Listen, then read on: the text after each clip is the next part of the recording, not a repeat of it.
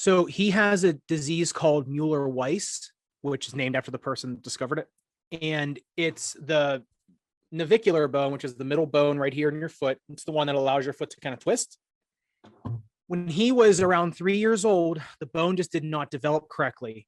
Now, every bone in your body needs blood flow. It needs a blood supply to live, to stay alive. Otherwise, the bone will die and it'll crumble.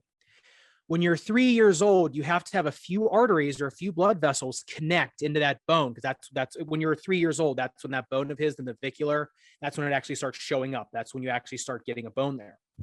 And when he was 3 years old, this happens to, it's not a lot of people, but this does happen. One of those blood vessels doesn't connect. It just, the plug just doesn't go in the socket. And for a while, your body can make up for that. And you just, you're young and healthy. So, your body can compensate, right? Well, as you get older and that bone starts losing more and more blood, it starts to die. When that bone starts to die, it starts to crumble right here on the outside of it, right in between the ankle bone and the bones of the midfoot, which is like the ball of your foot. And so every time you step down on it, that bone just gets hit like a nutcracker. And so it just starts crumbling more and more and more and more, to the point where now you have a giant divot basically in the middle part of your foot. And that hurts enough on its own, but that can also lead to arthritis in other areas, because that joint that bone participates in is the most important joint in your foot, at least in my opinion, especially for tennis or basketball or pickleball or paddle, those types of sports that are real side to side heavy.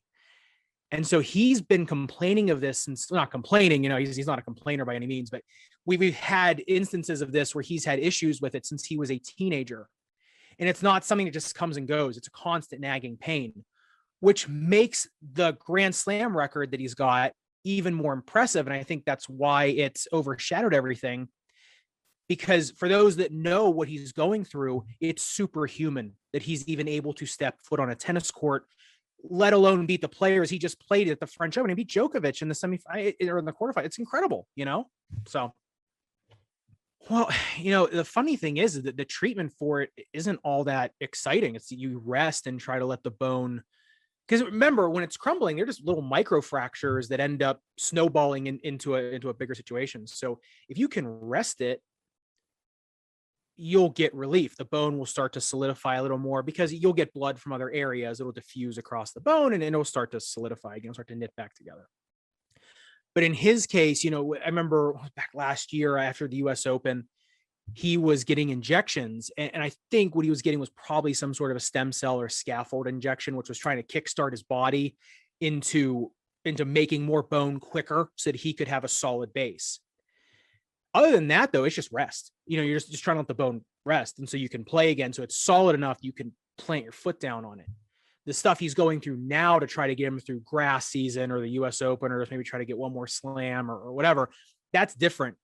At this point, he's trying to mask the pain until he can have surgery. I think that's basically what he's doing right now. He's clearly got a goal. I'm not sure what that goal is. Does he want to put more distance between himself and Djokovic for the all-time Grand Slam? Does he have a number in mind? Does he have something he wants to retire on? I don't know, but there's a goal there. And he's already said that he is going to end up having to have surgery on his foot. Of course he's going to have to. But after that surgery, he's not playing professional tennis anymore. I don't care who you are. It would be a Herculean effort to be able to play tennis after that surgery. So I think he's trying to get himself to some goal of his. And I think after this, he wants to get the nerves ablated, which is where we just kill the nerve. So you can't feel anything there. You just kill the nerves. So that's going to be interesting to see, because remember, just because you can't feel what's going on doesn't mean it isn't happening. If you're standing in front of a forest and there's a wildfire going on, you cover your eyes, the fire's still going on. You just can't see it.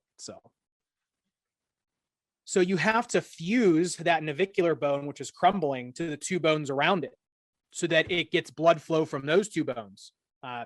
It's basically like, if you remember Apollo 13, when they had the crippled spaceship go into the moon, they had to get the other spaceship to give it all of its electricity and the oxygen from it into there. It's the same thing. You have to hook that bone up to other bones.